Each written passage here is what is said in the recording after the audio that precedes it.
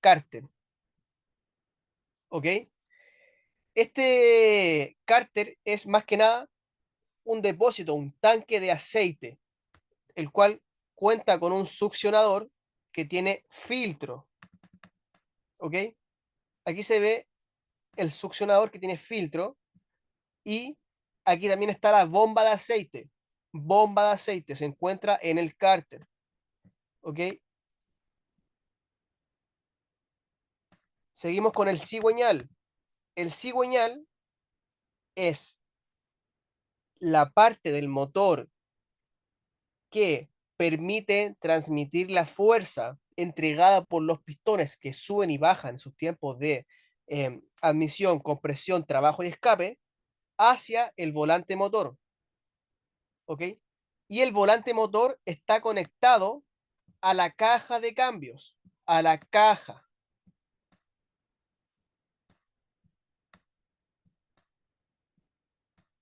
¿Ya? Lo explico nuevamente.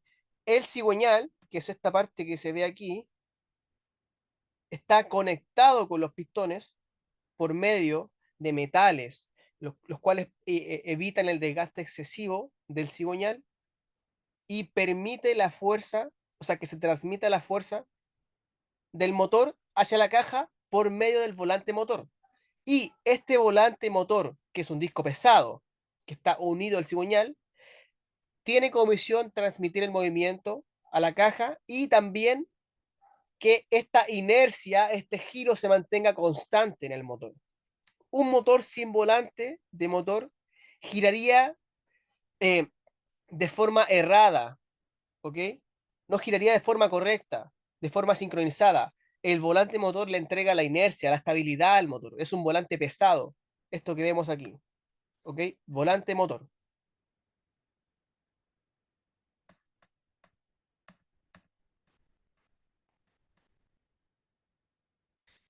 Em, Siguiendo, tenemos las bielas. ¿Qué son las bielas, profe? Las bielas son los componentes que están unidos a los pistones, ¿ok? Disculpen por esa interrupción.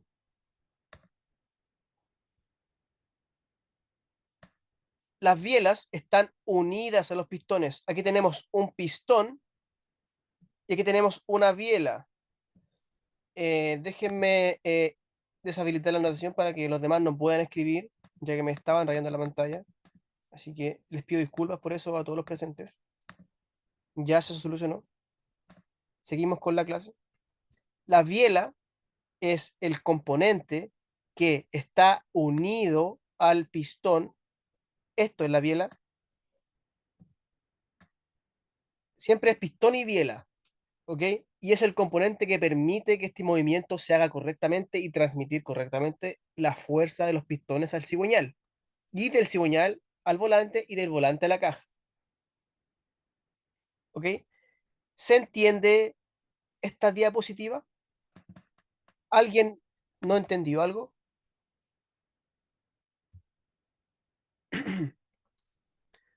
Estimados, ¿se entiende esta diapositiva? ¿Tienen alguna duda? Árbol de levas, correa de distribución, cárter, cigüeñal, biela, pistones y volante motor. Correcto. Entendieron. Entonces podemos seguir seguir con la clase. Déjenme borrar esta anotación de acá para que se vea correctamente. Después de comprender las partes principales del motor, seguimos con el ciclo del motor de 4 tiempos. ¿Ok? El primer tiempo es la admisión. La válvula de admisión se abre y el pistón comienza a bajar y a absorber aire desde el filtro de aire y desde el exterior. ¿Ok? Aquí tenemos las partes del, del cilindro de un motor, ¿ok? Que se componen de la válvula de admisión, ¿ok? La bujía, la válvula de escape, la cámara de combustión El número 5, aquí los tenemos por si acaso, si alguien no lo entiende, es el pistón, que es todo esto. Tenemos los segmentos, que ojo, segmentos es igual a anillos. Anillos son segmentos, es lo mismo. ¿Ok? Tenemos el segmento o anillo de fuego, que es el primero, el segmento o anillo de compresión y el anillo de lubricación. ¿Ok? Tenemos el cilindro, que es la parte en la cual se aloja el pistón. Tenemos la biela, que es la número 8. Y por último tenemos el cigüeñal. ¿Ok?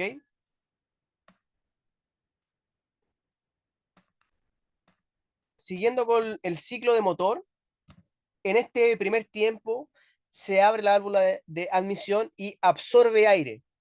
¿Ok?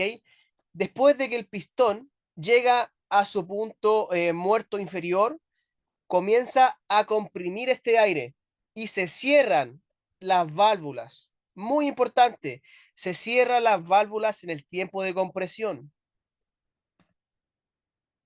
Si podemos ver aquí, está totalmente cerrado. Y este aire de aquí se comprime. Se comprime el aire y el combustible inyectado. Mezcla de aire-combustible. En el tercer tiempo, que se llama expansión o trabajo, es el tiempo que nos sirve. Es el tiempo que nos entrega potencia, energía, fuerza. Es el tiempo en el que explota la mezcla de aire-combustible y esta explosión gira el cigüeñal y el cigüeñal gira el volante motor y el volante motor, perdón, gira la caja de cambios. ¿Y qué obtenemos? Movimiento. Manuel Zorro Rengivo levantó la mano. Perdón por eh, no responder rápidamente. Don Manuel, ¿quisiera hablar usted? Coménteme. ¿Quiere comentar algo, don Manuel? Puede activar su micrófono.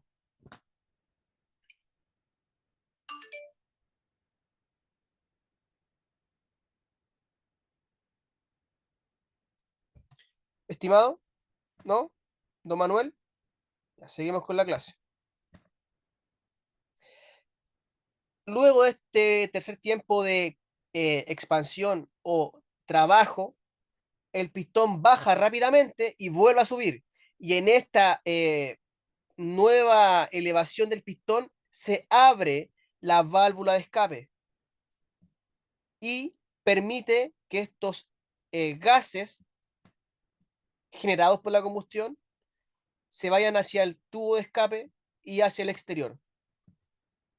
Entonces, en resumen, tenemos el primer tiempo de admisión. Se abre la válvula de admisión, entra aire en el pistón y en el cilindro. Después tenemos la compresión, se cierran ambas válvulas y se comprime la mezcla de aire y combustible. Tenemos el tercer tiempo que es trabajo, donde se ocurre la explosión y baja el pistón fuertemente y este tiempo se llama trabajo. Y el último tiempo que es el escape, donde el pistón sube y elimina el aire quemado, la mezcla quemada, por la válvula de escape. ¿Se entiende?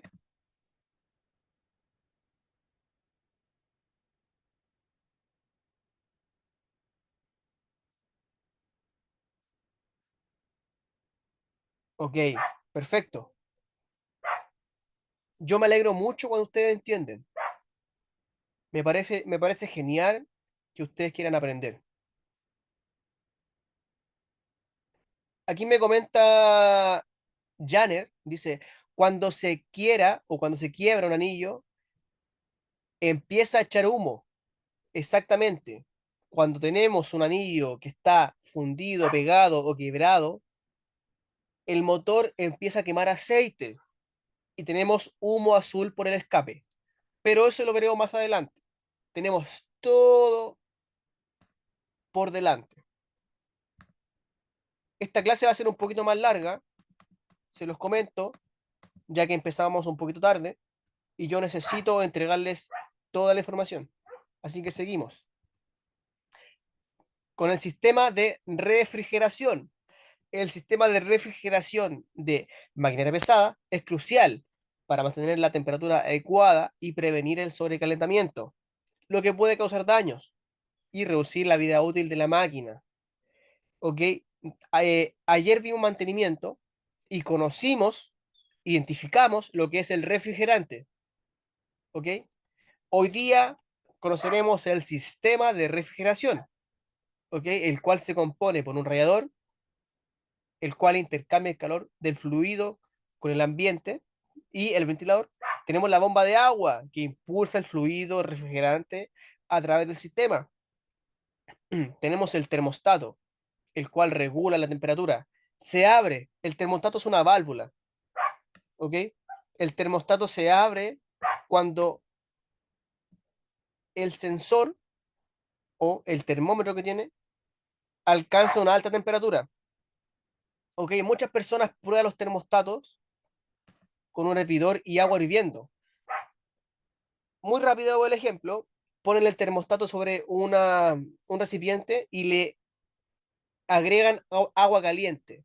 Y si el termostato se abre, está correcto. Si el termostato no se abre, está fallando. ¿Ok? El ventilador. El ventilador ayuda a enfriar el radiador y por consecuencia el sistema.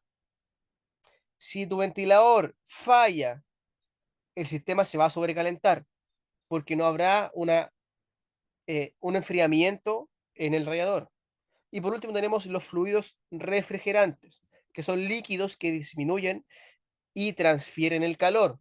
O sea que baja la temperatura, como el anticongelante y el refrigerante, logrando resistir más de 100 grados. Muy importante, porque el agua ebulle y hierve y se evapora a los 100 grados.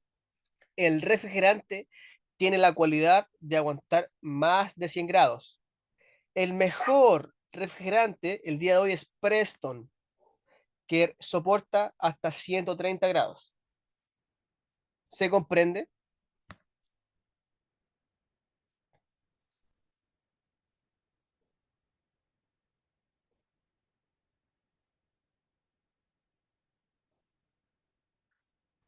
Me preguntan aquí, ¿a qué temperatura se abre el termostato? Se abre a los 80 grados aproximadamente para que pueda circular el refrigerante hacia el sistema.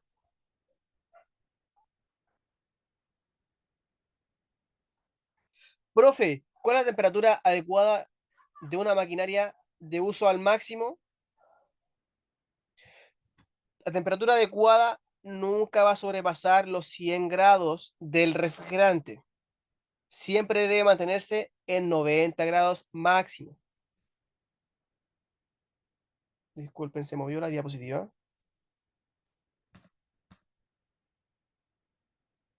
Ok, veo que comprenden esta parte.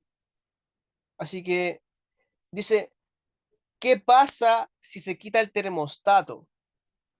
Si se quita el termostato, se permite un fluido constante en el sistema. ¿Ok? Un fluido que apenas el motor se encienda va a ser constante.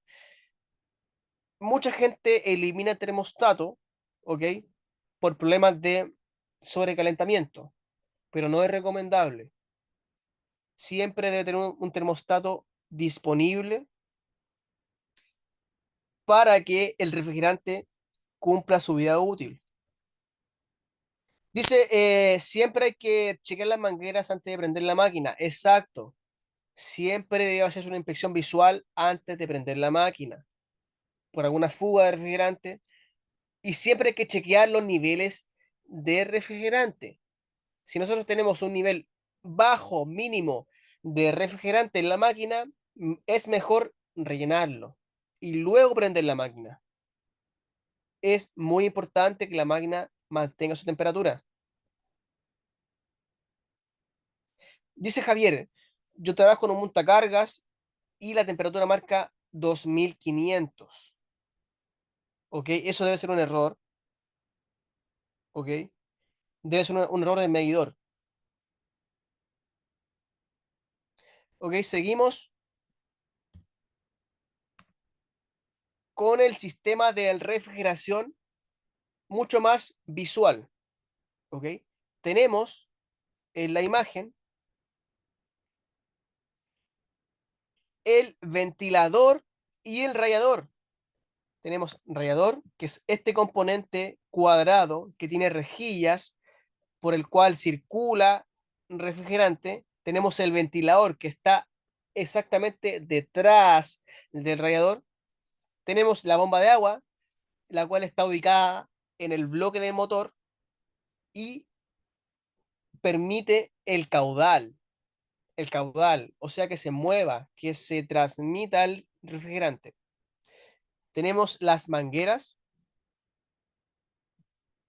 tenemos el termostato que dijimos que permite o abre el paso al refrigerante a una cierta temperatura, ¿ok?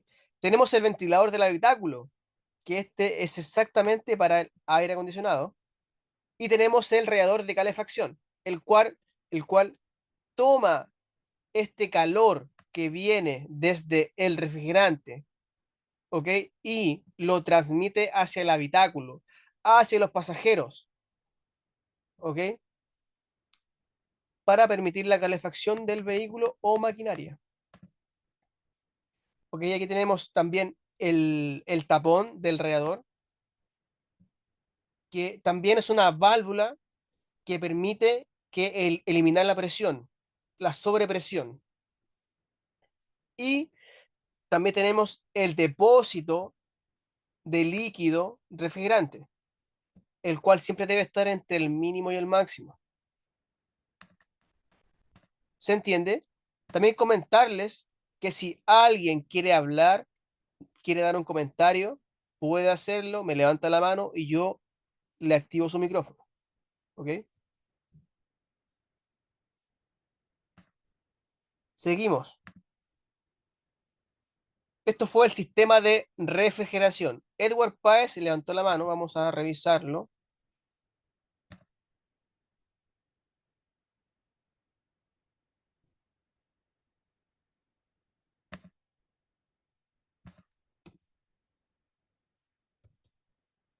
Edward Páez. Puede hablar don Edward. Don Edward,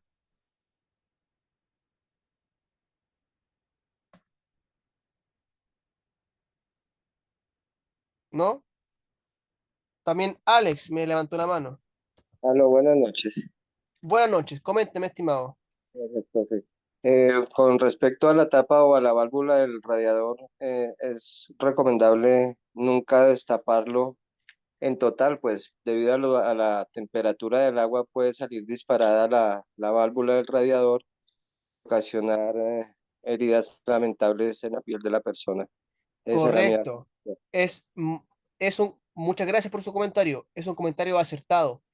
Cuando nosotros tenemos un vehículo caliente que llegó de un viaje, tiene el refrigerante hirviendo, nunca se debe destapar eh, la válvula o la tapa del radiador, porque va a salir presión y te puede quemar la mano.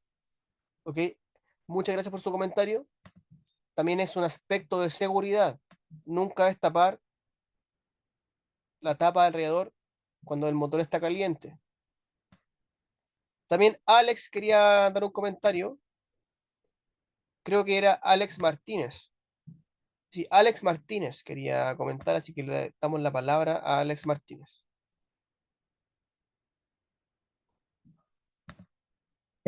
Profe, una consulta. En caso de, ya una es eso de que en viaje no toca destapar se puede decir el radiador. Sí, Pero si le ponemos, si antes de chequear el nivel de refrigerante está bajo y le ponemos agua, ¿qué clase de agua le tenemos que poner? Porque casi la mayoría sabe que como la maquinaria se encuentran en los terrenos donde es imposible algunas veces conseguir refrigerante. ya. Siempre es recomendable aplicar refrigerante, pero si no tenemos refrigerante a mano, perdón, es que va pasando un tren, así que déjenme cerrar la ventana. ¿ok? Si no tenemos refrigerante a mano, se le puede aplicar agua desmineralizada, o sea, agua verde, debe ser desmineralizada. Debe decir en su rótulo agua desmineralizada. Esa agua es apta porque evita el óxido. ¿Se entiende?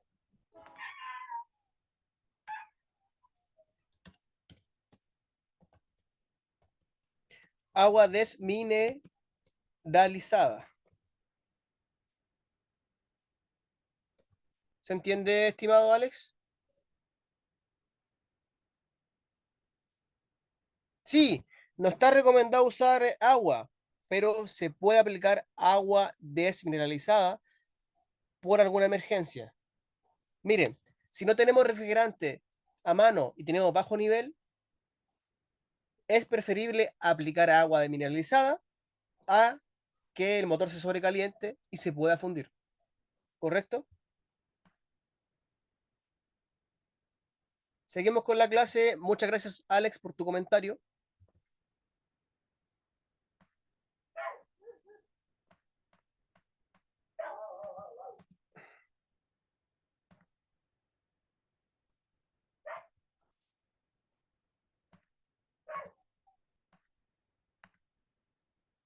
Ok, seguimos con el sistema de arranque. Que el sistema de arranque es un conjunto de componentes que trabajan juntos, valga la redundancia, para iniciar el funcionamiento de un motor. O sea que es el sistema que inicia la marcha del motor. Su función principal es convertir la energía eléctrica que está almacenada en la batería en energía mecánica para hacer girar el motor de arranque y permitir su arranque. ¿Ok? Los componentes son los siguientes: batería, motor de arranque, relé de arranque, interruptor o chapa de contacto y el cableado y las conexiones. ¿Ok? La batería es la que almacena la energía. El motor de arranque toma la energía de la batería y la convierte en mecánica al hacer girar el motor. El relé de arranque es un relé o un interruptor el cual controla el flujo de energía eléctrica hacia el motor de arranque. ¿Ok? Si este relé falla, muy importante, si este relé de arranque falla, no se podrá dar arranque al motor. Muy importante. Más adelante vamos a comprender lo que es un relé. Más que nada es un interruptor. ¿Ok? La chapa de contacto, que muchos la deben conocer, muchos y muchas, es donde nosotros introducimos la llave. El interruptor de arranque es igual a la chapa de contacto, donde nosotros giramos la llave y damos inicio a la marcha. Y por último, el cableado y las conexiones. Cableado de la batería, cableado de los fusibles, entre otros. ¿Ok? El sistema de arranque, mucho más visual. Ojo, nos faltó el alternador. El alternador es el componente que convierte la energía mecánica del motor en energía eléctrica. ¿Ok? El alternador. Al girar, envía energía eléctrica y carga la batería. Por eso muchas veces, cuando falla el alternador, después no podemos dar arranque al motor, porque la batería se consume. La batería sigue con energía gracias al alternador, ¿correcto? Eh, Como se mencionó anteriormente, tenemos la batería, tenemos el motor de arranque, igual tenemos un interruptor magnético de arranque que es una bobina, la cual permite el giro del motor, y tenemos también la cerradura de ignición, el interruptor de arranque, la chapa de contacto. Tiene muchos nombres, pero es muy fácil de entender porque es donde nosotros introducimos la llave.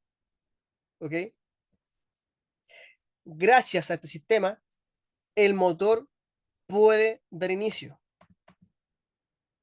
Y ojo, Un ejemplo muy rápido para diagnosticar este sistema.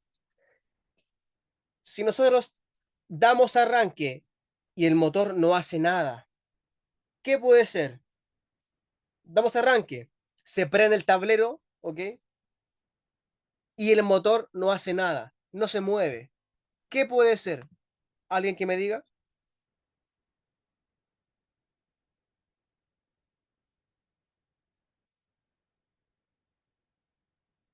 Profe, y cuando se daña el switch, yo he visto que pegan un cable a dos pernos de arranque. Exactamente. Puede hacer un cortocircuito si nosotros unimos cables.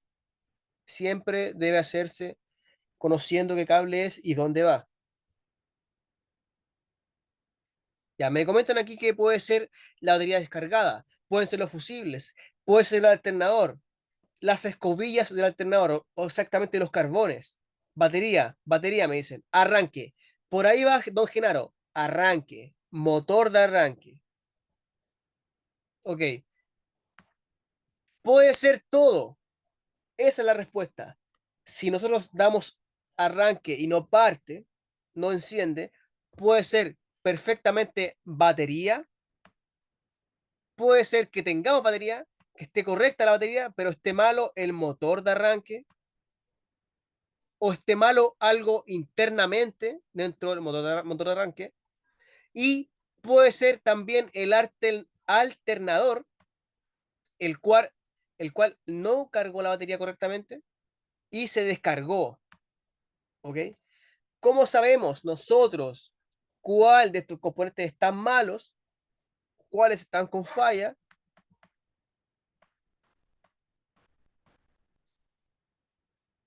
Fácil.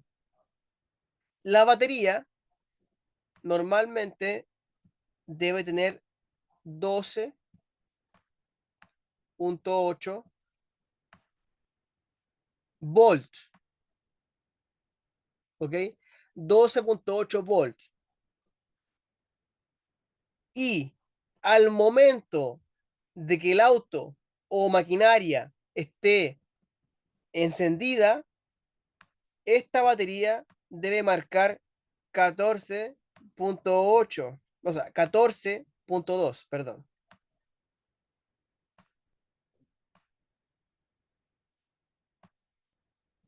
O sea, que cuando el motor está encendido, aumenta el voltaje de la batería y significa que el alternador está entregando la carga correcta a la batería. Profe, ¿cómo puedo saber el voltaje? ¿Cómo puedo saber este valor? Con un multímetro, que más adelante vamos a saber cómo se usa. Con un multímetro podemos saber el voltaje de batería, ¿correcto? Pero, profe, si tengo batería y no parte, puede ser perfectamente el motor de arranque el cual está fallando y no logra activarse y girar el motor que se produzcan los ciclos del motor y arranque. ¿Correcto? ¿Se entiende? ¿Está muy difícil?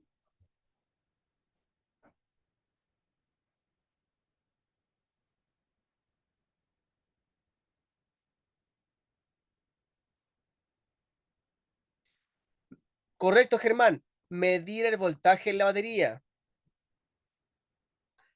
También puede ser que se invirtieron los cables de bujías, pero lo veremos más adelante. Se descarga cuando queda mal cerrado el switch. Correcto. Si nosotros dejamos la llave en contacto, podemos descargar la batería. También si dejamos las luces prendidas, podemos descargar la batería.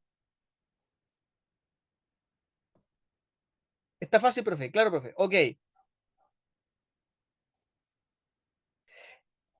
Dice Jessica, a veces suele ser muy bajo el nivel de agua de batería. Correcto. Hoy en día hay muchos tipos de batería. ¿Ok? Hay baterías de ácido sulfúrico, hay baterías de gel y hay baterías que usan agua o ácido. Y tienen un nivel, un visor, donde nosotros podemos verificar el nivel de electrolito de la batería, ¿ok? Y si está muy bajo, no entregará la energía suficiente. Muy bien ahí, Jessica.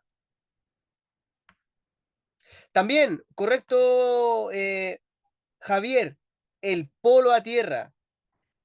Puede ser que tengamos todo correcto, el alternador, tengamos correcto el motor de arranque, tengamos todo correcto, pero tenemos suelto el cable de la batería. Siempre revisar que estén correctamente colocados los cables de batería. Puede ser la falla y puede ser que no la encontremos solo por no revisar que estén correctamente colocados y no suelto los cables de batería. Gracias a don Javier. El polo a tierra exactamente, el polo a tierra nos ayuda a controlar la batería, nos ayuda a controlar el voltaje, que tenga un polo a tierra. Ok, seguimos con la clase porque nos falta mucho y nos queda poco tiempo.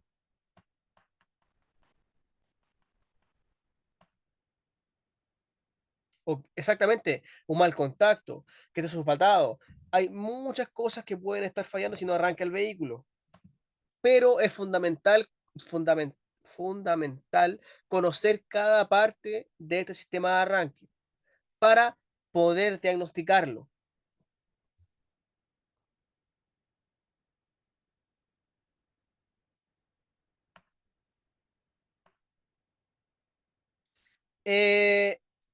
Jules Brigner levantó la mano. Puede hablar, Jules. Coménteme.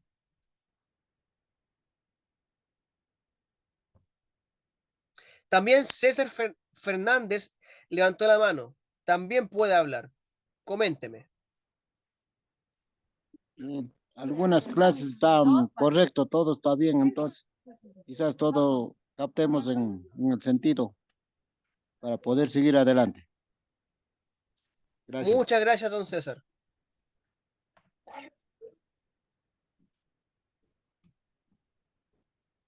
Ok, se entendió lo que es el sistema de arranque, así que seguimos con la clase hacia el sistema de encendido, que es diferente al sistema de arranque. Ok, el sistema de encendido de motor es un conjunto de componentes que trabajan juntos para generar la chispa eléctrica necesaria para encender la mezcla de aire combustible en el motor. ¿Ok? Déjeme desactivarle el micrófono a don César. ¿Ok? Ok. ¿Cuáles son los componentes del sistema de encendido del motor? Tenemos la batería, la bobina de encendido, la cual genera la chispa para encender la mezcla de aire combustible. Tenemos el distribuidor, el cual distribuye la chispa correctamente a cada cilindro en el momento adecuado, o sea, en el momento de trabajo. Tenemos las bujías que reciben la chispa eléctrica y la convierten en una llama que enciende la mezcla de aire combustible. O sea, las bujías reciben la chispa, ¿ok? La chispa ya se produjo en la bobina, ya pasó por el distribuidor y llegó a la bujía. ¿Ok? O sea que la bujía eh, permite que la chispa llegue a la cámara de combustión y permita la explosión y el trabajo. Y por último, el cable y las conexiones, que conectan los componentes del sistema encendido.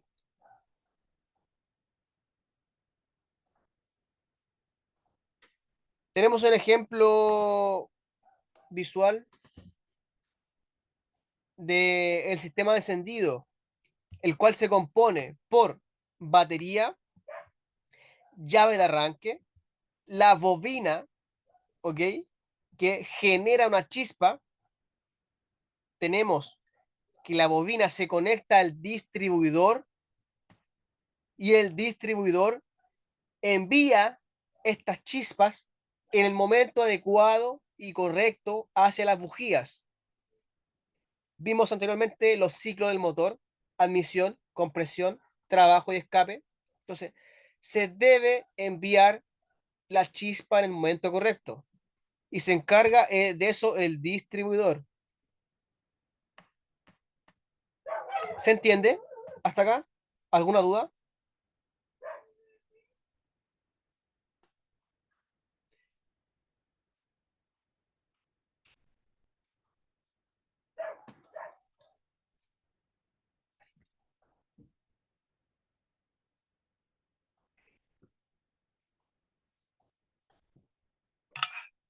Seguimos. Está claro. Ok. Muchas gracias por los comentarios. Dice Víctor, ¿es aconsejable poner en contacto para que todos los sensores estén bien? ¿A qué te refieres, Víctor? ¿Poner en contacto? Ah, ya, lo entendí. En el vehículo pesado o en la maquinaria pesada, siempre es aconsejable dar contacto antes de encender la máquina. Dar contacto para que la máquina analice los niveles y analice los sensores y pueda uno dar contacto correctamente. Siempre dar contacto, esperar 10 segundos y luego dar arranque en la máquina. ¿Correcto? Ok. Muchas gracias, don Alexis. Precalentar. Muy importante. Jesús, precalentar el motor. Tenemos motores gasolina y motores diésel. Esto no lo he explicado aún, pero el motor de gasolina se enciende por una chispa, ¿cierto? El motor de gasolina se enciende por chispa, por bujías, pero el motor diésel de máquina de pesada se enciende por compresión, o sea que no tiene bujías, solo inyectores, ¿ok? Es muy diferente motores diésel y motores de gasolina, ténganlo muy claro. Ejemplos de bujías en mal estado. ¿Saben lo que es una bujía? ¿Las han visto?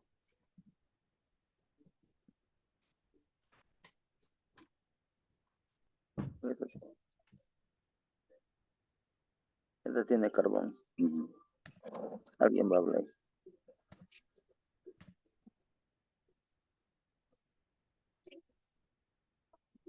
Estimado Jules, perdón, le dejé el micrófono abierto. Perdón, anteriormente me dijeron un comentario sobre precalentar el motor. Es muy importante precalentar el motor de la máquina. O sea, encender el motor y dejarlo 5 minutitos, 10 minutitos para que el motor pueda tomar su temperatura de trabajo correcta. ¿Ok? El motor diésel siempre debe calentarse un poco.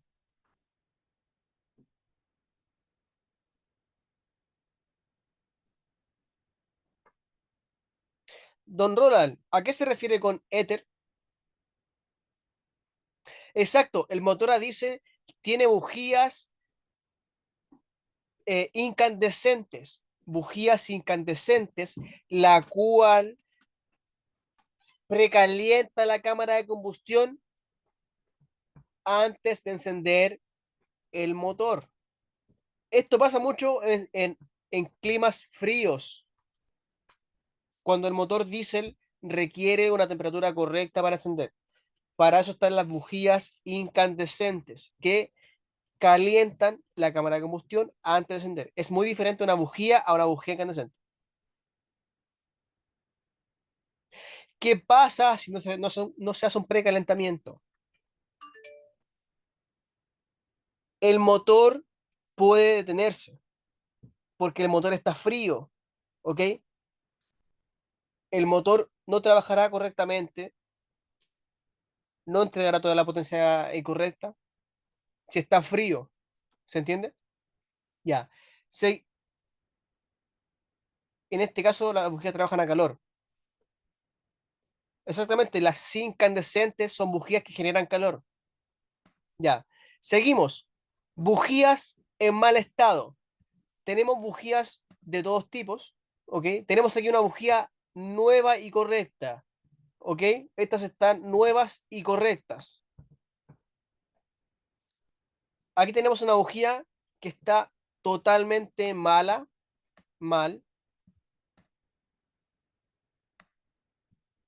Una bujía mal. ¿Por qué, profe, está mala? Porque está totalmente fundida, está sobrecalentada y fundida, o sea, que no permite que se produzca una chispa, ¿ok? Se fundió esa bujía, se sobrecalentó. Para que se genere una chispa correcta, siempre debe haber un espacio, ¿ok? En la bujía, entre el electrodo y la carcasa. Debe haber un espacio para que aquí se genere una chispa. Si la bujía yo la saco y está así, está totalmente mala. También las bujías se regulan. ¿Cómo las regulo? Con lainas. Las lainas son láminas de metal que tienen medida 0,10, 0,25 milímetros. Y yo puedo bajar un poco este componente de la bujía para regular la chispa. ¿Ok? Tenemos un ejemplo también acá al costado de una bujía llena de aceite. ¿Ok? La cual nos indica que tenemos una falla de anillos, ya que el anillo de lubricación o cualquiera de los anillos está permitiendo que llegue aceite hacia la cámara y el motor comienza a quemar aceite, ¿correcto? ¿Se entiende la bujía correcta y la bujía en mal estado? Háganmelo saber para seguir con la clase. Voy a seguir. Las bujías de los vehículos a gasolina sirven para los vehículos diésel. Don Darío, los vehículos diésel no usan bujías con chispa, solo usan bujías de precalentamiento de cámara de combustión. ¿Ok? Es muy diferente un vehículo diésel con un vehículo gasolina.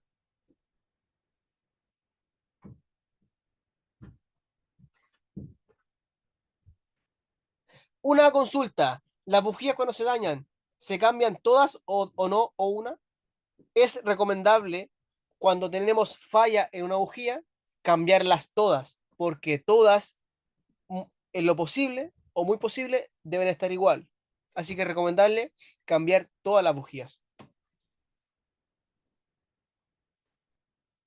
Profe, y si viene de fabricante abierta y no como está en la parte correcta, yo puedo buscar en internet el modelo del vehículo, porque esto no se usa en maquinaria pesada. Ojo, esto se usa en vehículos. Yo debo enseñárselo de todas formas, porque es muy importante.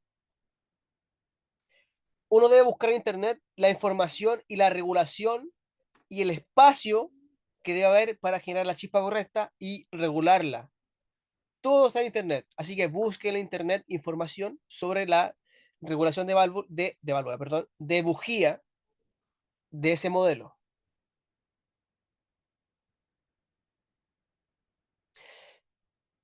Don Jinso, se cambian todas las bujías. Y lo recomendable, si tenemos una bujía con fallo, es inspeccionar la cámara de combustión y cambiar todas las bujías. ¿Correcto? Seguimos con la clase. Sistema de distribución. ¿Ok? El sistema de distribución es un sistema que es un conjunto de componentes que trabajan para que el flujo de aire y combustible hacia los cilindros del motor se evacúen correctamente. Perdón que no alcanzo a ver esta parte. Déjenme eliminarla. Ok, trabajan juntos para controlar el flujo de aire y combustible hacia los cilindros del motor y evacuar los gases de escape. Y la función principal es asegurar que el motor reciba la cantidad correcta de aire combustible en el momento adecuado para producir la combustión eficiente. El sistema de distribución es un sistema de tiempos correctos. Sincroniza los tiempos de admisión y escape de las válvulas. Eso es. Sincroniza los tiempos de las válvulas. Y tenemos como componentes el árbol de levas, el tensor de la correa de distribución, tenemos las válvulas de admisión y escape, tenemos la cadena o correa de distribución, tenemos la tapa de válvulas y tenemos los sellos de válvulas. ¿Ok? El árbol de levas es el componente que controla la apertura y cierre de válvulas de admisión y escape. El tensor simplemente tensa esta correa de distribución. Las válvulas permiten el flujo de aire y combustible hacia los cilindros y el flujo de gases de escape hacia el escape. La cadena o correa de distribución es el componente que conecta el árbol de levas con el cigüeñal y controla el movimiento de las válvulas. ¿Ok? La tapa de válvulas es el componente que cubre las válvulas y el árbol de levas y lleva una empaquetadura. ¿Ok? Y tenemos los sellos de las válvulas que impiden que los gases de escape, eh, valga la redundancia, escapen hacia el exterior. ¿Ok? El sistema de distribución.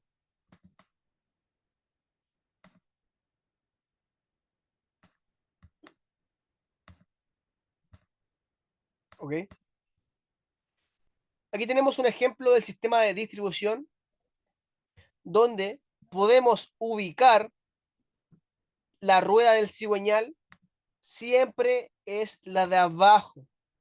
Aquí se ubica el cigüeñal, que lo vimos anteriormente, ¿cierto? En la clase. Tenemos el tensor o la polea tensora, ¿ok? Que se puede soltar.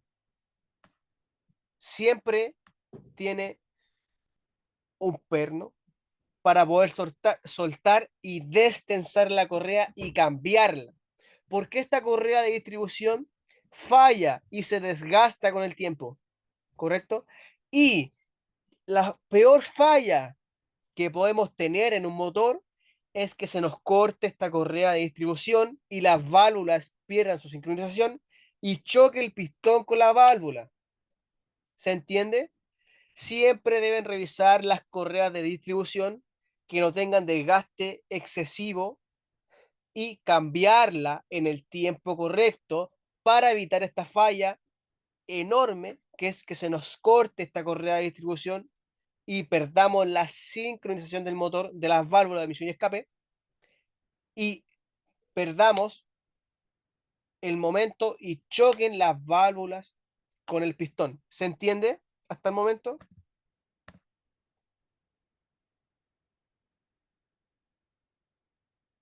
Profe, y cuando una válvula se tuerce, ¿qué pasa? Es una falla grave y no sella correctamente la cámara de combustión. Se debe reparar. Se debe realizar un mantenimiento correctivo.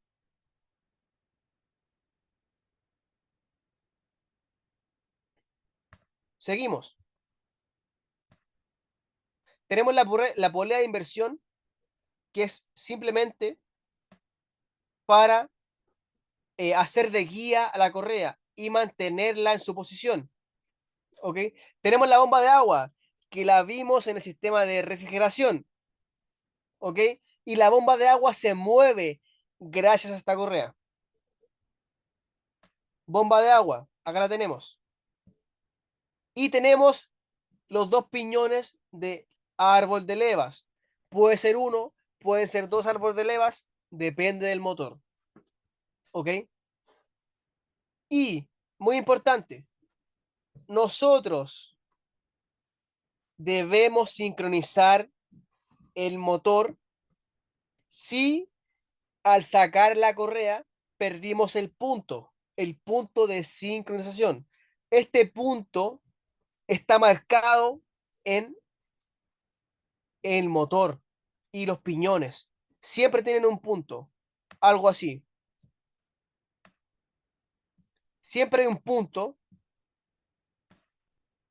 el cual debemos ubicar para sincronizar el motor. O sea, la correcta apertura de la válvula de admisión y escape. ¿Ok? A este lado tenemos un ejemplo visual de este sistema. Tenemos el cigüeñal y el piñón del cigüeñal, el cual, este es otro sistema, es distinto el sistema, pero de todas formas mueve, esto es una distribución por piñones, ¿ok?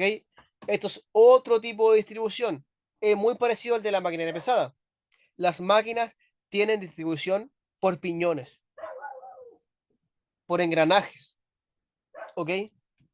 Tenemos el piñón del árbol de levas y tenemos los taqués, las varillas empujadoras, los ejes de los balancines y las válvulas, ¿correcto? Este sistema es un sistema diésel. ¿Se entiende lo que es un sistema de distribución? ¿Me lo comentan?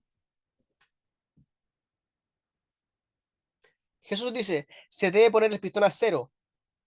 Correcto. Debe estar el pistón en su punto muerto. O sea, deben estar cerradas las válvulas.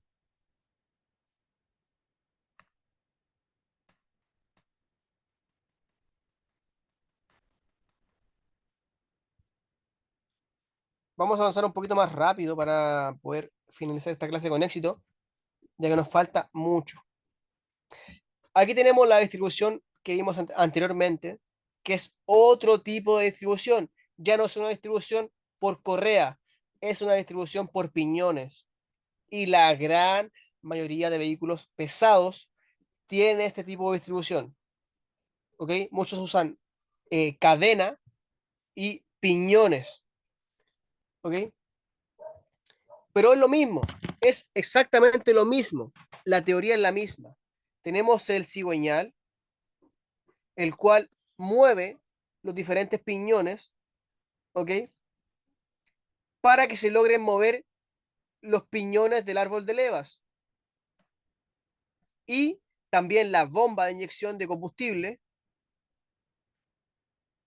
Tenemos la servodirección también, tiene un piñón para moverse. Tenemos la bomba del líquido refrigerante. Tenemos otra rueda dentada intermedia de árbol de levas. O sea, que desde el cigüeñal obtenemos un movimiento en conjunto para todos los sistemas. Es un movimiento mecánico. ¿Se entiende lo que es una distribución por piñones?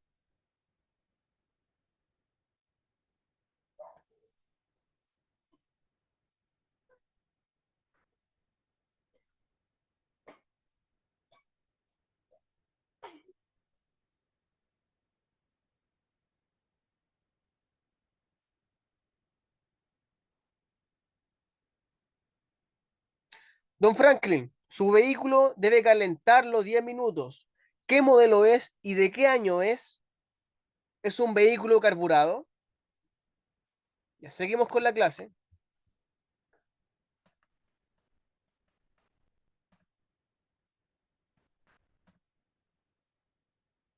¿Ok?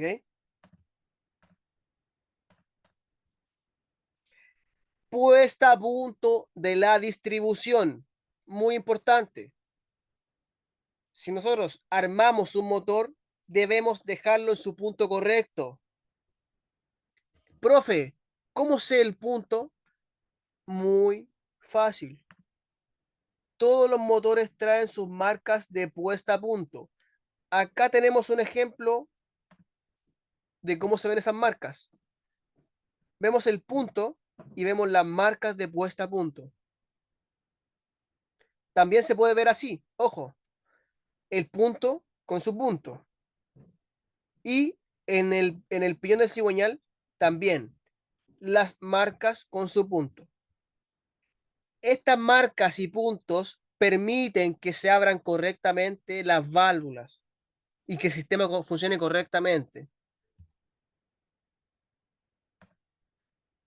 Aquí podemos ver también otro ejemplo que es distribución por cadena de rodillos o por cadena, también de un vehículo diésel. ¿Ok? Tenemos el piñón del cigüeñal, ¿cierto? Tenemos las marcas de puesta a punto, se pueden ver ahí. Tenemos una flecha y el punto del piñón del cigüeñal. También tenemos los piñones de los árboles de levas y tenemos sus puntos. El punto del árbol de levas. Siempre debe estar el punto del cigüeñal y los árboles de levas. Muy importante. Tenemos el tensor, el piñón de la bomba de agua y los rieles de deslizamiento, que solamente son guías. Son guías para que la cadena esté en su correcta posición. ¿Se entiende lo que son los puntos? Déjenme leer.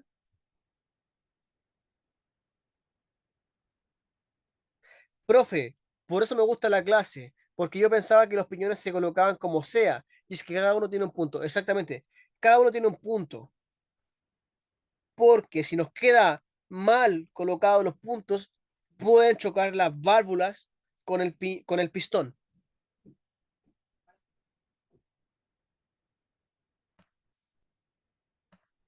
Profe, el punto es para agarrar el tiempo, exactamente, es para agarrar el tiempo correcto de apertura de las válvulas. Son guías, profe, sí son guías. Son guías. Estas son guías. Los rieles de deslizamiento. Más que nada son guías para que la cadena esté en su posición correcta. Ya. ¿Queda claro lo que es su sistema de distribución? Los puntos, lo que son los piñones de árbol de levas, de cigüeñal, ¿cierto? Lo que son los tensores.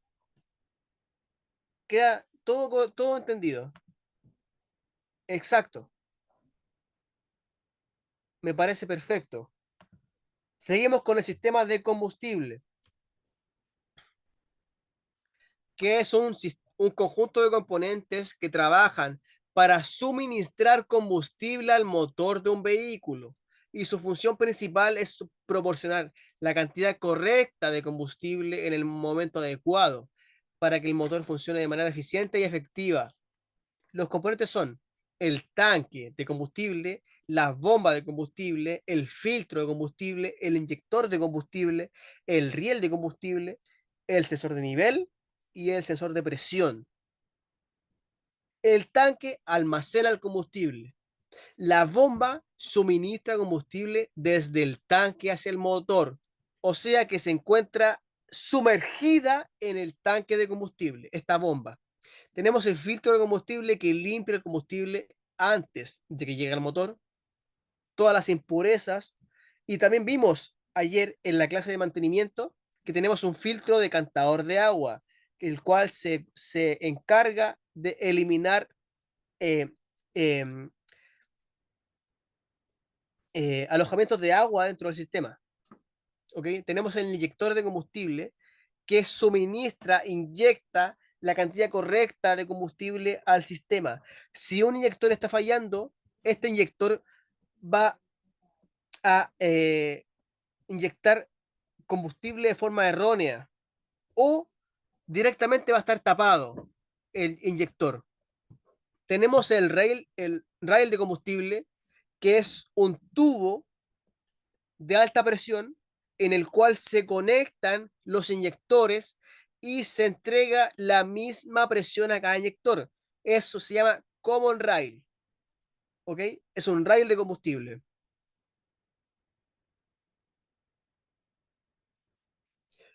¿Ok? El sensor de nivel de combustible mide el nivel de combustible en el tanque. ¿Ok? Se encuentra siempre en el tanque de combustible y también tiene un flotador. Este flotador detecta el nivel de combustible y nos avisa cuando tenemos poco combustible. Y por último tenemos el sensor de presión de combustible, el cual mide la presión del combustible en el sistema y nos indica si tenemos la presión indicada de funcionamiento. ¿Se entiende? Sistema de combustible. Tanque, bomba, filtro, inyector, rail de combustible, sensor de nivel de combustible y presión de combustible.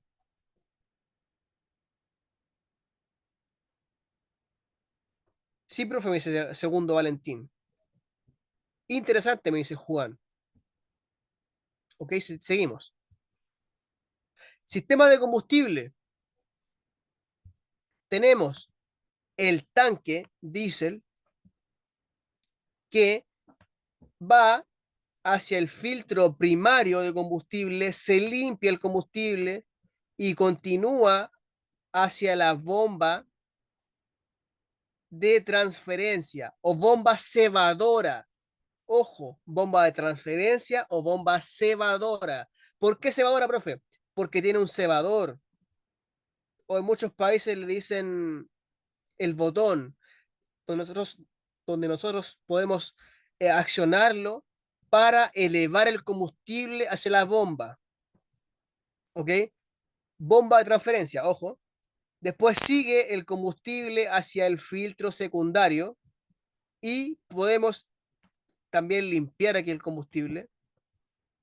Y también tenemos la línea de baja presión de combustible que llega hacia la bomba de inyección, la cual eleva la presión de combustible o entrega más caudal y por el sistema que tiene reducciones, se eleva la presión del combustible hacia la línea de alta presión y hacia el inyector de combustible, que debe ser como un spray, debe pulverizar el combustible como un spray, no como un chorro. Debe ser una inyección eh, correcta, suave, pulverizada, no como un chorro. Si el inyector expulsa el combustible como un chorro, está malo. Debe ser pulverizado como un spray. ¿Ok? ¿Se entiende hasta ahora el sistema de combustible?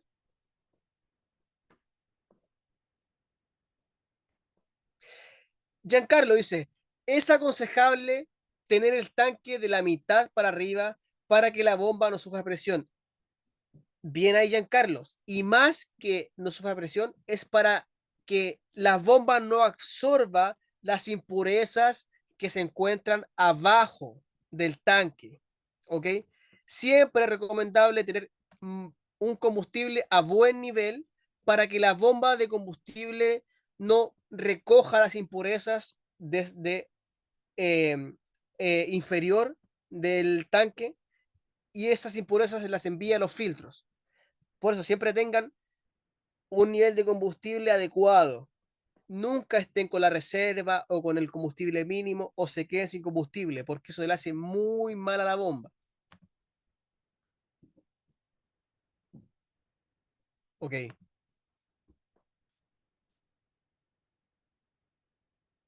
Aquí tenemos otro ejemplo. Ya, aquí tenemos dos ejemplos. Tenemos una inyección directa de combustible a la cámara de combustión y tenemos un motor que es gasolina, directo y gasolina. Profe, ¿cómo sé que es gasolina? Porque tenemos una bujía que entrega la chispa y enciende la mezcla. Cuando tenemos un motor diésel, se enciende por compresión de aire. El aire, cuando se comprime en el cilindro, se explota y se enciende solo. Suena extraño, suena raro, pero el diésel se enciende por compresión y la gasolina se enciende por chispa. ¿Ok? Tenemos una inyección directa. ¿Por qué directa? Porque se inyecta el combustible directamente en la cámara de combustión. ¿Ok? Tenemos también aquí las válvulas de admisión y escape. ¿Correcto? Y acá tenemos una inyección indirecta. ¿Ok? Este es el ejemplo número 1, ¿cierto? Acá tenemos el ejemplo número 2. El número 2 es de inyección indirecta. Inyección indirecta. ¿Cómo reconozco que es inyección indirecta? Porque el inyector está fuera de la cámara de combustión, está alejada. Tenemos la entrada de aire, ¿cierto? El filtro de aire. Y desde el depósito se eleva el combustible hacia la bomba de combustible, pasa por el filtro de combustible y se inyecta junto con la mezcla de aire y combustible. Tenemos aire, tenemos combustible y esta mezcla llega al cilindro. Es una inyección indirecta, ya que el inyector está alejado de la cámara de combustión. ¿Se entiende lo que es inyección directa e inyección indirecta en la cámara de combustión? Don Jairo, de nada. Estoy para enseñarles. ¿Ok? Inyección directa, inyección indirecta. ¿Ok? Gracias, don Alexis. Gracias, Anthony. Déjenme eliminar lo que escribí y seguimos con la clase. Voy a tomarme unos minutos más. Voy a ver si puedo hacerlo para terminar esta clase, ya que nos falta bastante. Sistema de lubricación. El sistema de lubricación es un conjunto de componentes que trabajan para suministrar lubricante a las partes móviles de un motor o maquinaria, con el objetivo de reducir el desgaste y el calor generado por el movimiento de estas partes.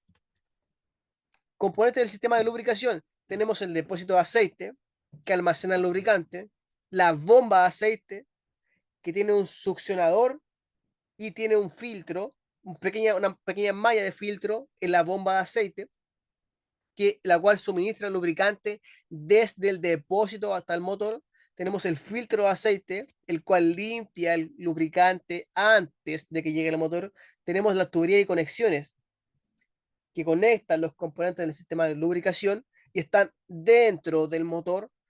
Y tenemos los pistones y cilindros, que reciben el lubricante y también lo distribuyen por las partes móviles del motor. Exactamente en la camisa del cilindro. ¿Ok? El sistema de lubricación es un sistema fácil de entender. Tenemos el cárter, se encuentra debajo. Tenemos el filtro tipo malla, que evita que succione impurezas del cárter.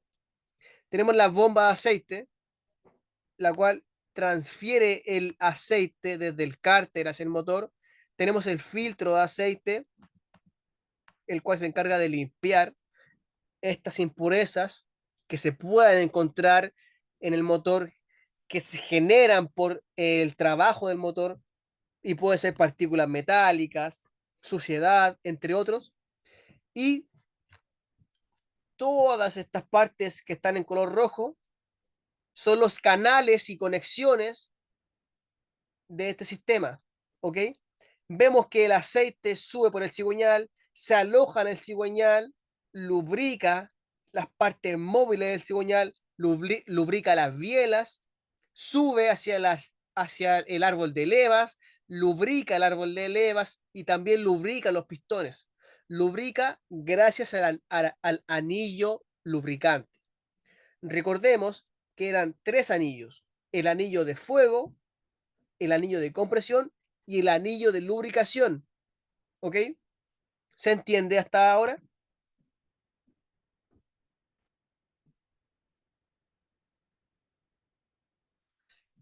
Gleimer dice, ¿cada cuánto hay que cambiar el filtro de aceite?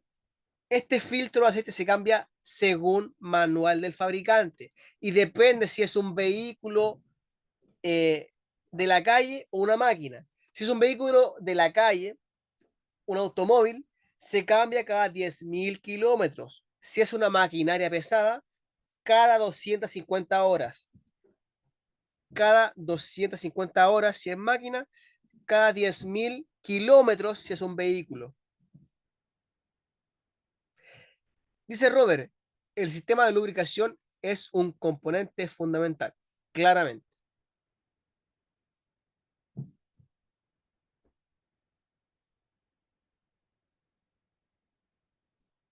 Ahora entiendo por qué toca siempre revisar el aceite. Exacto, porque el aceite nos lubrica todo el motor. Y sin aceite estas partes se calientan y se funden y perdemos el motor.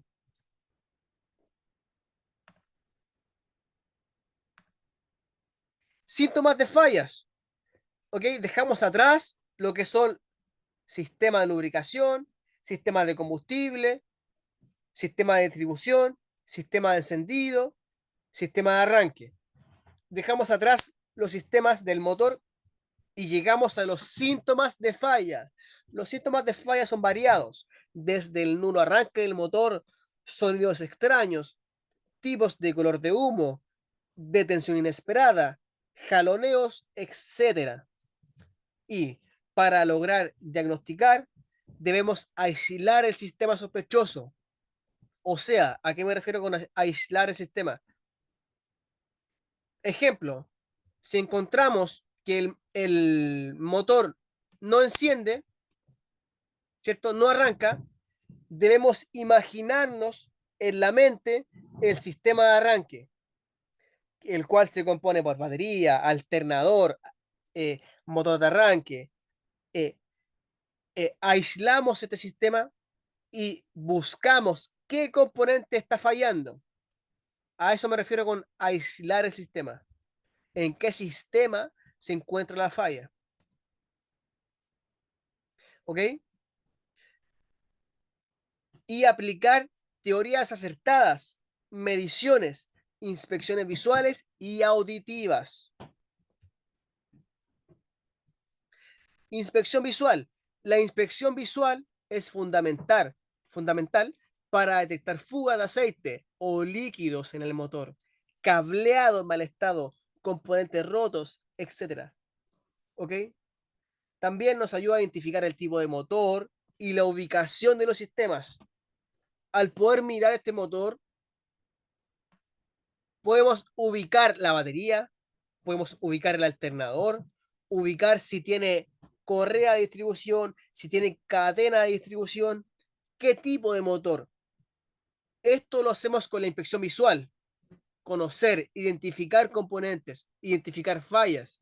¿Ok?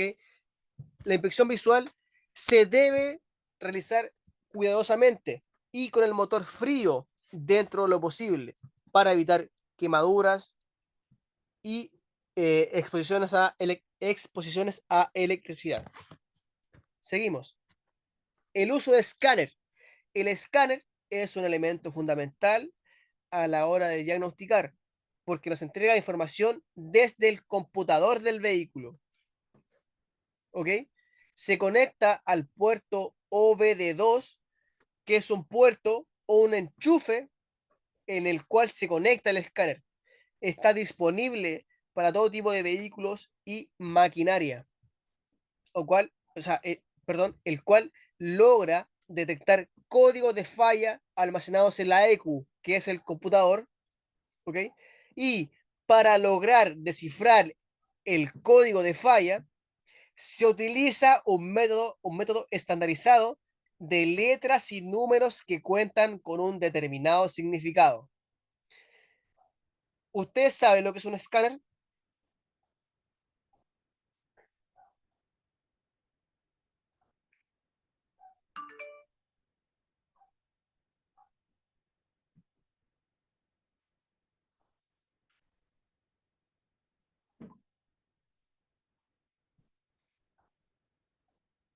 Ok, un buscador, dicen. Es la computadora. No, un escáner no es la computadora. El escáner es el instrumento que nos permite leer los códigos de falla de la computadora. Exactamente, Jorge. Se utiliza cuando se enciende un tablero o una luz de falla en el vehículo.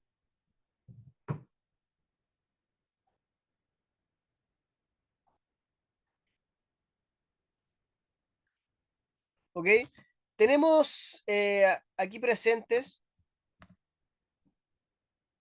muchas cosas que las vamos a explicar ahora. Tenemos, por un lado, el sistema eléctrico de un motor, y de el vehículo en general. Tenemos sensores y actuadores. Ténganlo claro. El vehículo tiene sensores y actuadores. Los sensores captan magnitudes y los actuadores actúan. O sea, la bobina entrega una chispa, el inyector inyecta combustible. ¿Ok? O sea, la bomba de combustible se mueve, entrega combustible. O sea que un sensor capta y un actuador toma ese dato y entrega su acción. Sensor y actuador. Tenemos muchos tipos de sensores: MAP, CKPs, Lambda, TPS, entre otros. Por ejemplo, el CKP capta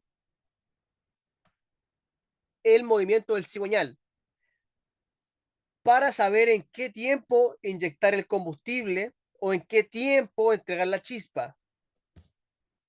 ¿Ok? El sensor lambda es el sensor que capta el nivel de oxígeno en el escape. El TPS es el sensor de posición del acelerador. Ya, entre otros. Todos los sensores se pueden investigar y podemos conocer qué captan. Sensores que entregan información a la EQ y esta EQ o computadora toma esta información y actúa. ¿Cómo actúa? Con los actuadores. O sea que la EQ entrega la chispa, inyecta la gasolina, eh, regula el ralenti, que el ralenti es cuando un vehículo se queda andando solo, sin que lo aceleren. El ralenti es cuando un vehículo está solo andando y logra mantenerse en ralenti, o sea que puede mantenerse encendido. ¿Se entiende lo que son sensores y actuadores?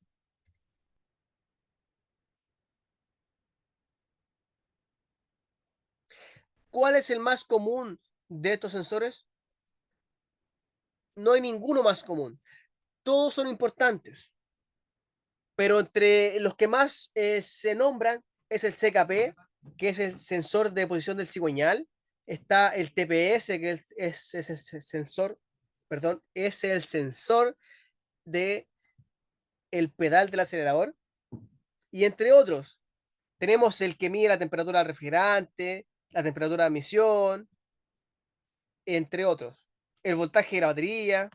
Tenemos muchos sensores que nos entregan magnitudes, que nos entregan información o entregan información a la EQ, al computador, y la EQ actúa con su equipo, de bobinas, inyectores, bombas de gasolina. La EQ actúa.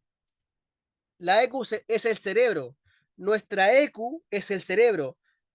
Y nuestros sensores son los ojos, son los oídos, son el gusto, la lengua. ¿Me entienden? Y nuestros actuadores son las manos, los pies. Podemos actuar, podemos movernos. Sensores y actuadores.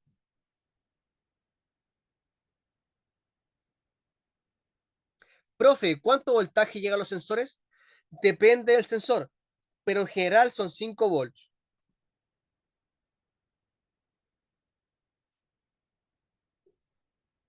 Ok. Tenemos aquí un ejemplo también de sensores. Tenemos tipos de sensores. El número 1 se ve así. Es el sensor de velocidad del motor y se encuentra en la caja de cambios, exactamente atrás, en la parte trasera de la caja de cambios. Tenemos el sensor knock o knock, es el sensor de detonación. O exactamente es el sensor que detecta las explosiones del motor. Tenemos el MAF, que es el sensor que mide la masa de aire. ¿Ok? Tenemos el sensor CKP, que mide la posición del cigüeñal. Y entre muchos otros sensores, tenemos el de agua, temperatura de agua, temperatura de NOx, que el NOx es un vapor que se libera por el escape y es muy contaminante.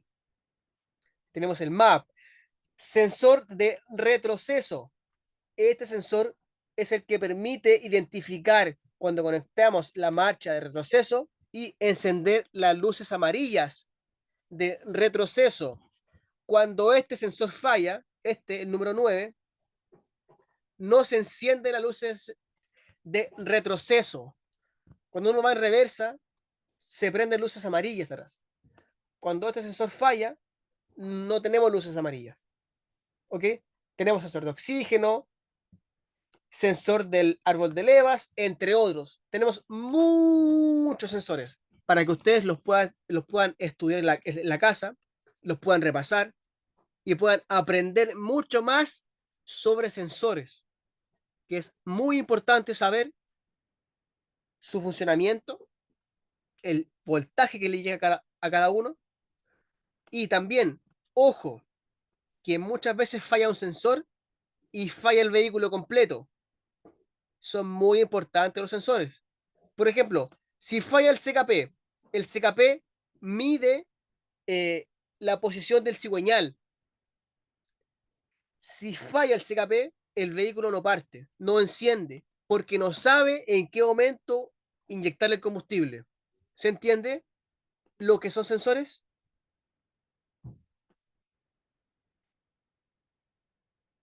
Ok, me parece correcto.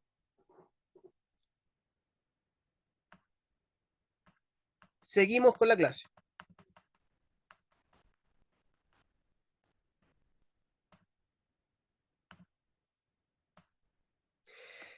Estructura de códigos de falla.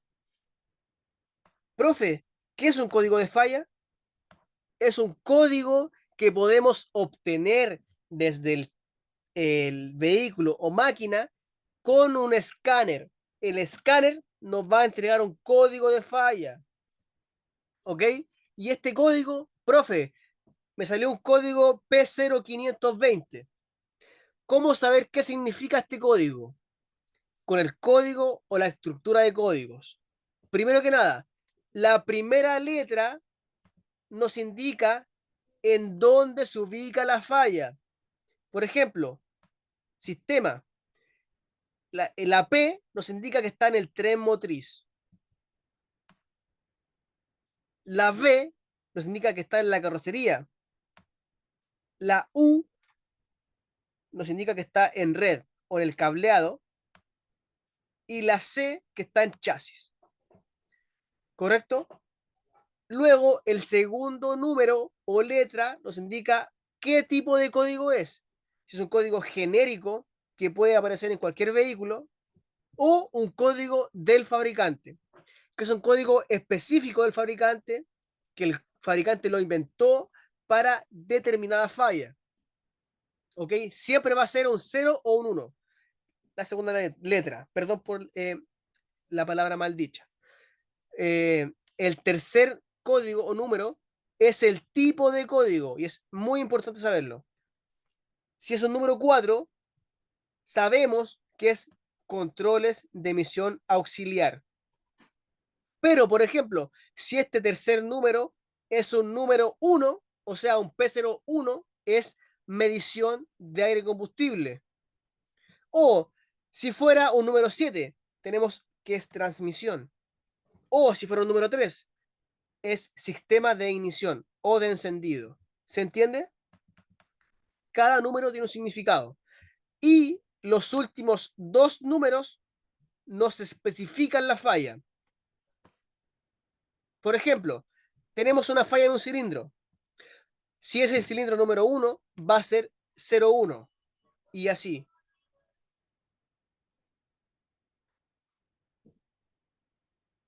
Deme un momentito, por favor.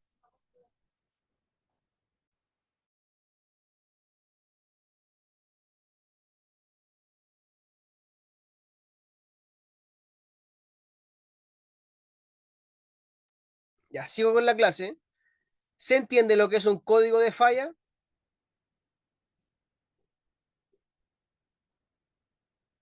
Sí, me dice Giancarlos.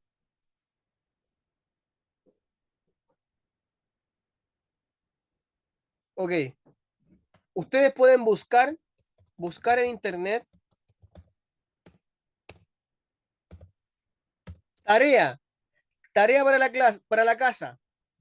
Buscar en internet código de falla P0300. Busquen ese código y me dicen qué significa. Por favor, pueden buscar en internet código de falla P0300 y me dicen qué es. ¿Ok? Veremos quién lo busca primero. P0300, ¿qué significa? Esos códigos de falla se ven en el escáner, profe. Exactamente. Para eso es el escáner.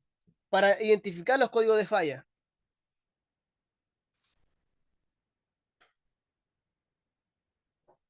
Seguimos con la clase. Nos queda menos. Nos queda menos.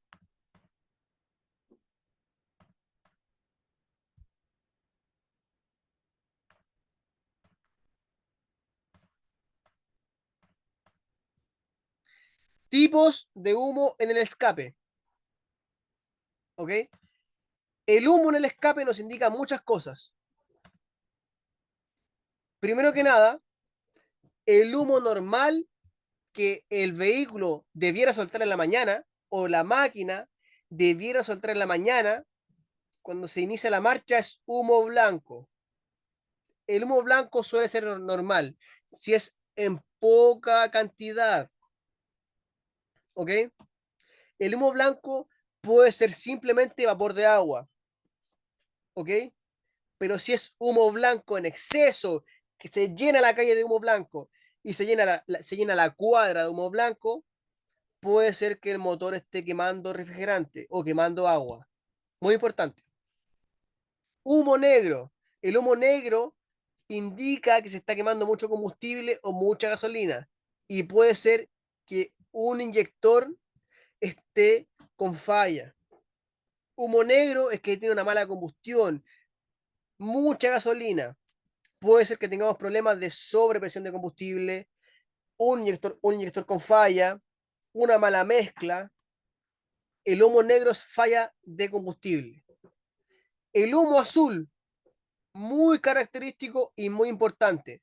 El humo azul significa que el motor está quemando aceite. O sea, que tenemos falla de anillos.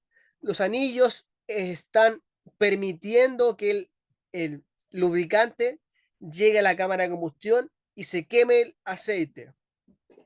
Es una falla grave, muy grave. ¿Por qué? Porque si el motor quema con aceite y lo consume por completo, se queda sin aceite y puede fundir el motor. Así que ojo con el humo azul. Y el humo gris significa falta de aire en la mezcla. O sea que puede estar tapado el filtro de aire y puede que no nos llegue el aire que necesitamos.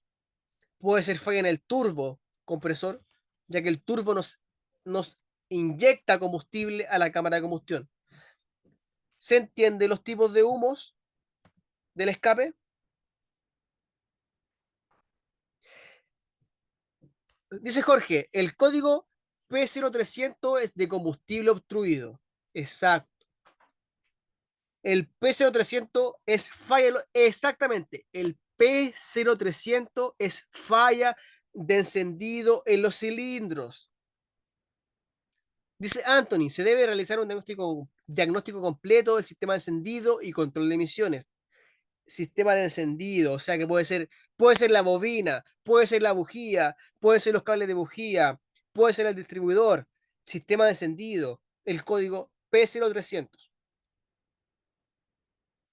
Muchas gracias por los que buscaron el código. Seguimos con la clase.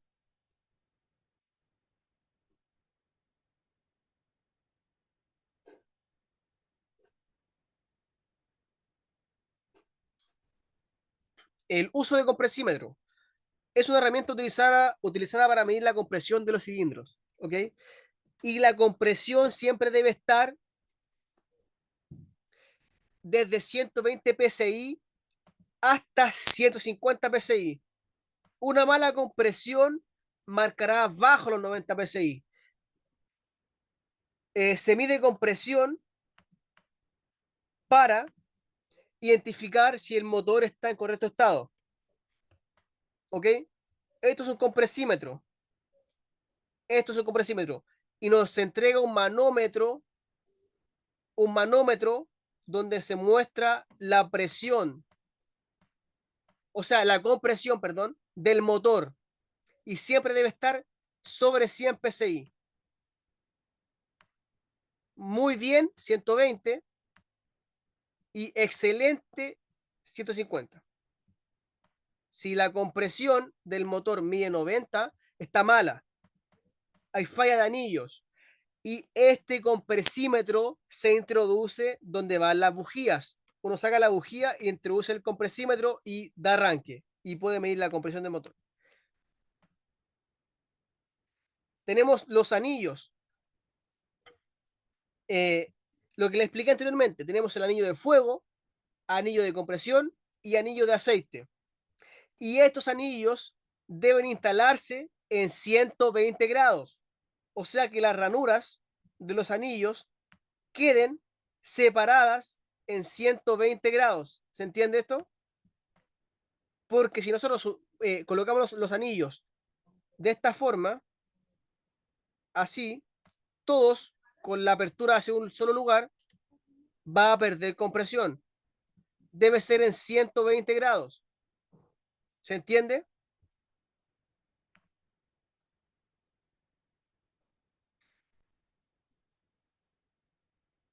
Exactamente. Seguimos con la clase y demos un momentito que debo hacer algo.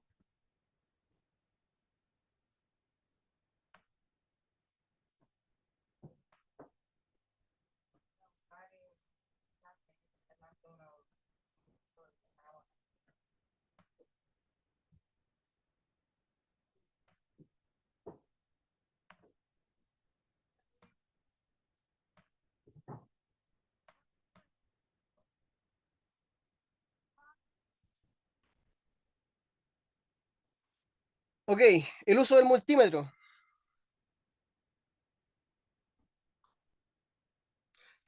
Uso del multímetro. El multímetro es para medir magnitudes del motor, medir voltaje de batería, medir amperaje, medir sensores, resistencias, entre otros.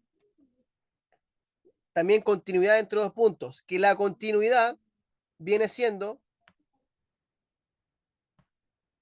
que dos puntos estén totalmente conectados. Eso es continuidad.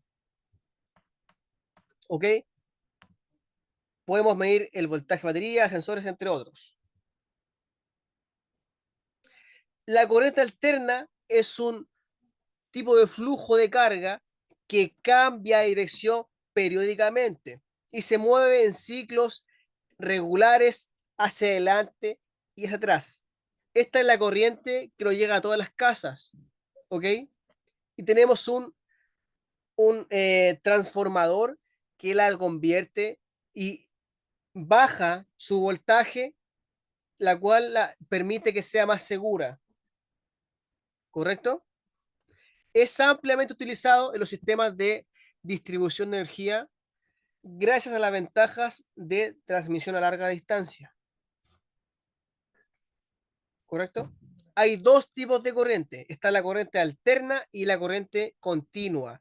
La corriente continua es un tipo de corriente eléctrica que fluye de forma constante en una sola dirección.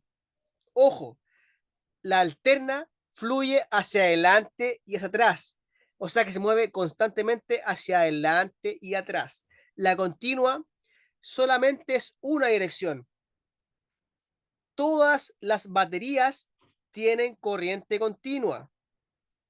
Ejemplo, aquí tenemos una batería pequeña y es corriente continua. Fluye la energía desde aquí y fluye hacia el interruptor es continua. Ese es el símbolo.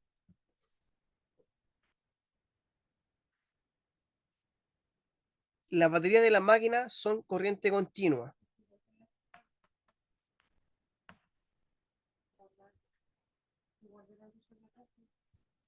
¿Ok? El multímetro nos permite medir corriente continua, que es este símbolo, corriente alterna, que es este símbolo, medir resistencia, que es este símbolo, y la continuidad, que es este símbolo de aquí. ¿Ok? Profe, si yo quiero medir la batería de la máquina, debo identificar que la máquina usa una batería de corriente continua. ¿Ok? Yo coloco el multímetro en voltaje continuo y en el número 20, ya que las máquinas usan 12 volts. Siempre debe colocarse el multímetro en un rango mayor al que queremos medir.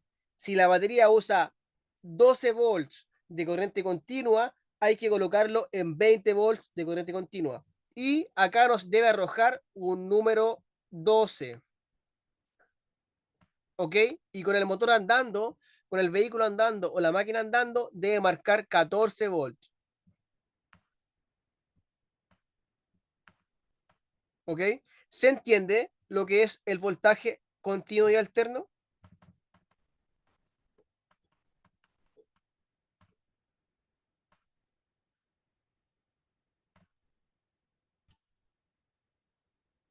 Exacto, Germán. Seguimos. La continuidad es para probar que dos cables estén totalmente unidos y juntos. Para medir continuidad es muy simple. Colocamos el multímetro en el símbolo de continuidad y colocamos la punta roja en el extremo de un cable y la punta negra en el lugar donde le queremos medir. Si es a tierra, si es un sensor, y debe sonar un sonido. Y hay continuidad. El cable se está tocando entre sí. ¿Correcto? Ah, me faltó decirles que para medir voltaje de batería debemos colocar el cable rojo en el positivo de la batería y el cable negro en el negativo de la batería. Y en corriente continua 20 volts.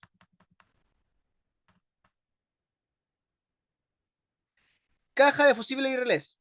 La caja de fusibles es fundamental, ¿ya?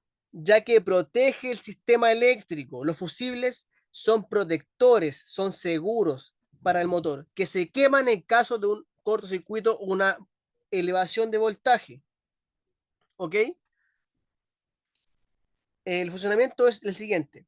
La caja de fusible recibe energía eléctrica del alternador o la batería.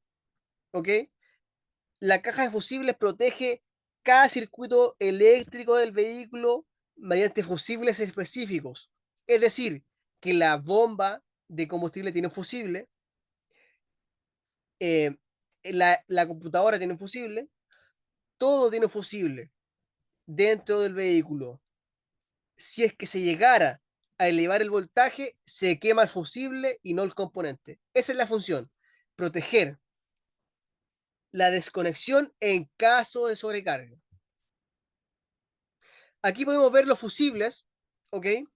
Son estos componentes que podemos identificar fácilmente en la caja de fusibles y podemos diagnosticarlos visualmente. Visualmente, si se encuentra el fusible quemado, achurrascado y cortado, porque lleva un alambre, lleva un pedazo de metal que conecta la conexión indicada. Y si está quemado y si está cortado, el fusible está malo. ¿Ok? Se puede identificar visualmente y se puede identificar con el multímetro, probando continuidad. dijimos que la continuidad es el símbolo que está acá abajo, ¿cierto? Colocamos en continuidad y colocamos las puntas del multímetro en los fusibles. Todos los fusibles tienen pequeñas aperturas metálicas para poder medirlos, ¿ok? Entonces, con el multímetro en continuidad, podemos medir los fusibles y debe sonar. Si no suena, el multímetro debe marcar un 0,000. Si marca un OL o un rango inválido y sacan el fusible y está cortado, está malo el fusible. Debe sonar, debe haber continuidad en el fusible. ¿Se entiende lo que es un fusible? Es cuando pita hay continuidad, correcto, cuando pita, cuando suena un sonido. Ahí hay continuidad, el fusible está bien, está correcto el fusible. ¿Se entiende? Gracias, muchas gracias.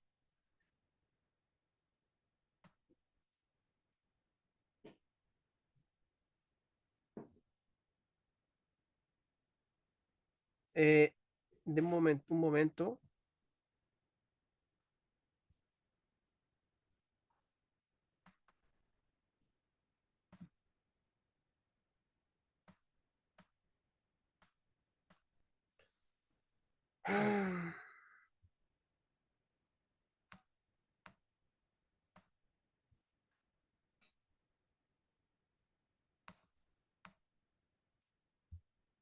No me está dejando cambiar de diapositiva. De un momentito para poder resolverlo.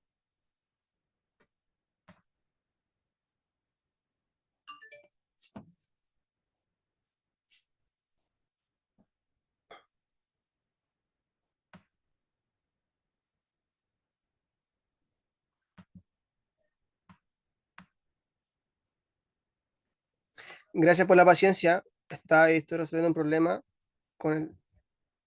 Me aparece un láser. Me aparece un láser. ¿Cómo lo hago para sacar ese láser?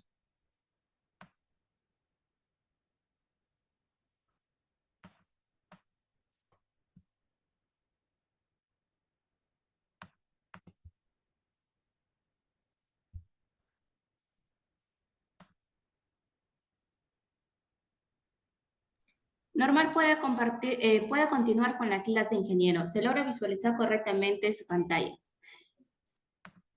Sí, no me deja cambiar de diapositiva.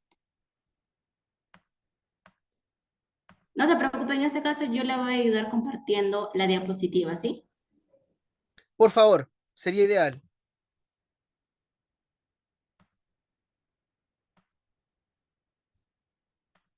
Ah, ya la puedo cambiar. Ya me ubiqué. Muchas gracias, señorita.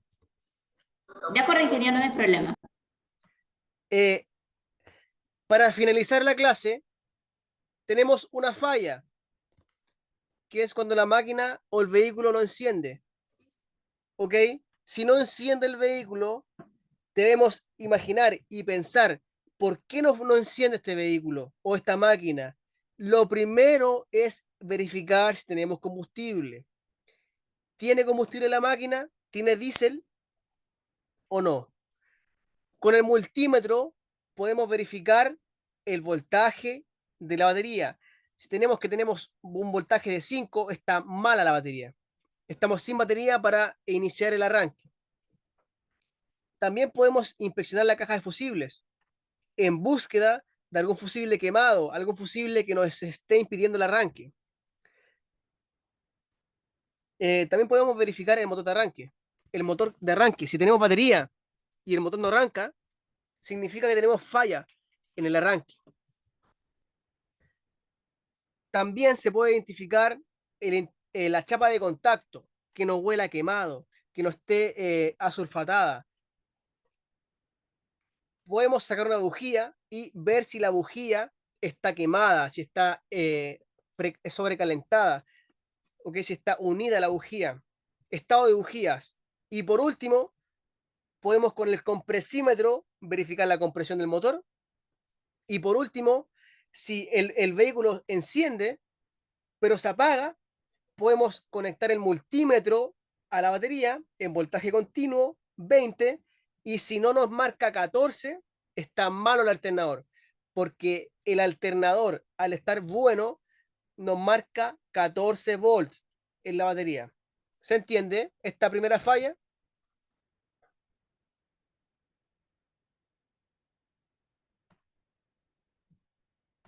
Si el vehículo no enciende, debemos saber, debemos pensar, primero, nivel de combustible, la batería, la caja de fusibles, motor de arranque, chapa de contactos, bujías y por último, compresión y alternador. ¿Correcto?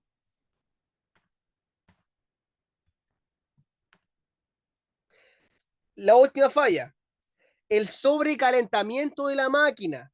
Si la máquina se nos sobrecalienta y el tablero indica que está por sobre el nivel indicado de temperatura, nosotros debemos identificar primero nivel de líquido refrigerante. Si tenemos un nivel muy bajo, rellenarlo. Estado del radiador.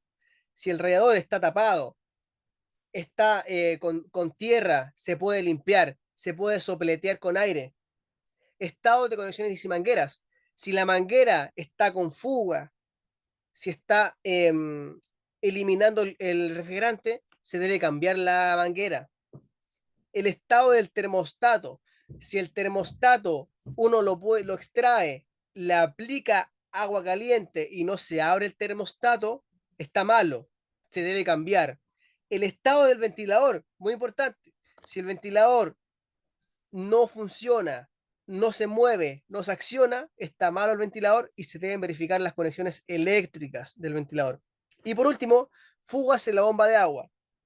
Si identificamos la bomba de agua y tiene fugas, se debe cambiar la junta de la bomba de agua. ¿Se entiende lo que es sobrecalentamiento de maquinaria pesada? Exacto.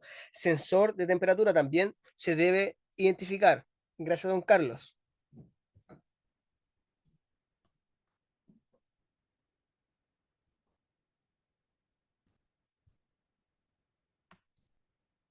¿Alguna pregunta que tengan, estimados? Para finalizar la clase. ¿Qué les pareció la clase? ¿Les gustó? Fue una clase más extensa, pero fue necesario. ¿Les gustó? ¿Aprendieron el día de hoy? Muchas gracias. En unos momentos llegará la anfitriona para finalizar la clase. Bien, ingeniero, muchísimas gracias. ¿Podría dejar de compartir su pantalla, por favor?